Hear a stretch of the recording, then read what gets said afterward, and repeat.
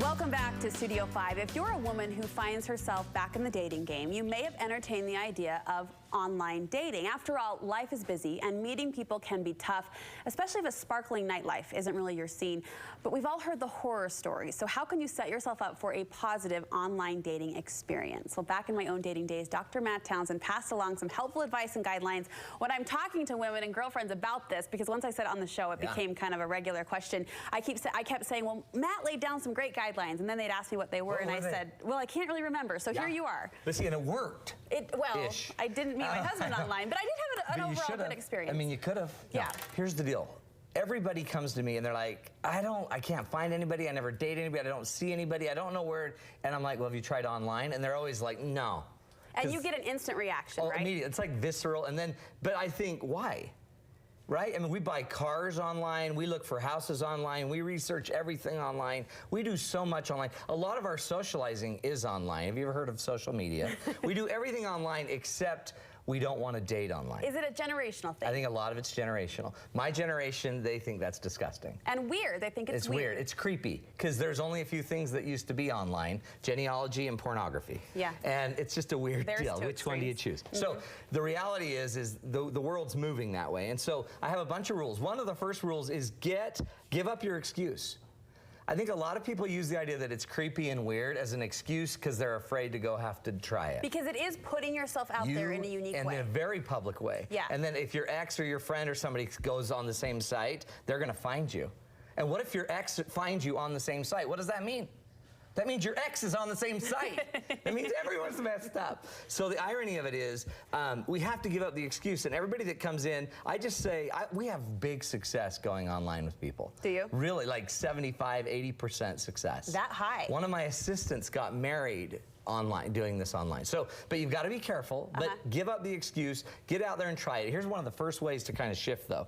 See it as online meeting, not as online dating. I remember you explaining it as almost a numbers game, right? You are just maximizing your opportunity, the available people that you have to meet. It's marketing 101. If I need to make a sale, I might need 5 people to pitch to. To get 5 people to pitch to, I might need to send it to 300 people. 300 people gets me 5 to pitch, 5 to pitch gets me a sell. It's marketing 101. If you want to eventually find that special one, you're going to need to probably date seriously 10 people, let's say. If you're going to date seriously 10 people, you probably need to be dating regularly or dating over time about 100 people. To get 100 people to date, you need about 500 people to see you. So we're online meeting, not online dating. And the minute you see that that's the paradigm, you're just here to meet people, okay? The next one is remember that you are your message. One of the problems with online dating is that everyone's full of crud. Everyone's lying. I think there's real numbers about it. That leads to the horror stories you hear, right? Yeah. Well, 30 or 40% of the people's pictures don't even resemble them. They're about 10 pounds heavier, and they're about, I don't know, 4 inches balder. And so I don't know how you measure baldness. But the irony of it is you're the message. So everything you put on there is part of your messaging. What you're interested in is part of your messaging. If you don't want a guy that's constantly playing sports and is like your ex who was never home, you might not want to say you're into sports. You love to support sports. I mean, you might want to be real about what you want. So in order to do that, before you get out there and put your messaging out there, you probably ought to figure out who you are. So there's an honesty and what factor. You want. Yeah. I have a lot of people that you know, they say, in order to get more people, I'm not going to talk about my religion or my faith or something like that. And I'm like, well, in the end, what will you attract? Whatever bait you're going to use is the kind of fish you're going to catch. So again, we're using all these metaphors like fish and marketing. But the reality is, if you want a person that's faithful, that believes in your faith or whatever, or that goes to church or goes to synagogue, you probably ought to be true to your faith and your beliefs. And don't you find if you are smart and you have a head on your shoulders, you can actually, over the process of online meeting, start to gauge who these people really are. See, and everybody gets somehow like, what if they're a freak?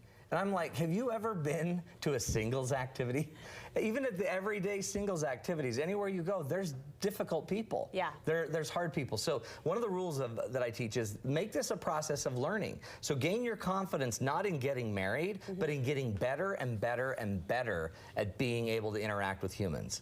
The better you get at interacting with humans, the more likely you are eventually to find the right person. It's about skill building. It's not about getting married. A lot of people would turn to online dating for the convenience factor, right? I can go home at the end of a long day, sit in my pajamas and feel like I'm exerting some effort. Yep. But you say there's actually a part of the process that you need to slow down. Yeah, especially online dating, because once you finally like each other and you are in your jammies texting, there's something weird that happens, and then we get real personal real fast. So the rule of online dating, because you don't know the people, is we go slower. Slow is faster. So the slower we go, the better this goes. So if you're going to find someone online, then we're going to just chat them up, talk to them, text them, eventually get them on the phone. We're going to talk to them on the phone for a while. Eventually we're going to get them and go have a date. We're going to go to a date in a very public place. Lunches are a great way to do that because we don't have all day. They're shorter. So we're going to go to a short lunch. We're going to meet them, talk to them, and then we're going to just make sure that we date them over time. One of my rules is I would go at least twice as long and twice as much as you ever would in a normal dating situation. Meaning, I would make sure you have twice as many friends that you share, that you're already with twice, you've got your friends and his friends together, that you're seeing where he lives, you see how he lives, you're surprising him, you're talking to family, you know twice as many of his family before you ever marry. That creates some safety. All right, slower is faster. I like that. There are a lot of dating sites out there. Yeah. So are there, what should you be looking for you know what? in a good dating site? I have a weird philosophy, but mine's kind of a marketing philosophy. I would go where the people are. And so there's a lot of like little local sites that I think they're great, but I hear a lot more success from some of the bigger national sites. I also am a big believer, cast the net wide. I would do everything you could to get as many people in the net, and you were really big. I've taught a lot of singles, and they're really big about excluding people as quickly as they can. Meaning I'm only going to connect or relate with people in Utah. In Utah, in my geographic area. Yeah. But I tell them to cast the net wide, and interestingly, all my people, I suggest they cast it nationwide, and about 80% of them find somebody local. So they end up casting it wide, which gets them more people, which gets them more practice, which gets them more confidence, but they also end up marrying the people local. That's what's so cool. I had a woman who had never kissed a guy, never dated a guy, never done any of that. I had to beg her.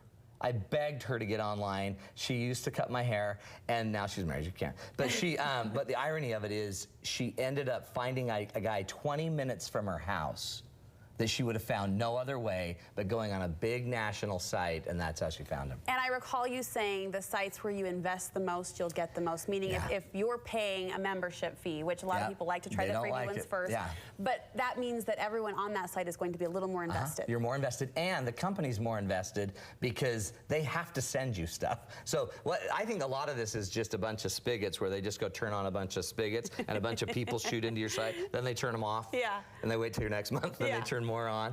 But so if you're paying anybody, they're going to see this as more of a professional arrangement. And then if you get really good at turning your profile, adjusting your profile, learning from your profile, letting other people see it, it works. Now remember, love you have to do face to face, right? Eye to eye. So don't send anyone money. Don't send people hundreds of thousands of dollars because their brother needs to get out of Ghana. Yeah. But in the end, love will eventually happen. You just have to you have to be in the space. And if you don't have people to be in the space with, it's not going to happen. So online is nothing more than a way to get in the space with people. And there's a confidence lesson to be learned. Dating is hard, dating is difficult, but at the end of the day, you can get up and just brush yourself off. And it's still social skills, right? I mean, this is just nothing more than learning to socialize. So even if you have somebody you're not totally attracted to, but they're talking you up, talk them up too, talk to them. You don't lead them on, but you also have to learn to let them go. That's a great skill to learn. And once you're confident in knowing how to let someone go, that confidence changes you so you become more attractive. Love it, Matt. Thank you so much. Tons of fun. A lot of viewers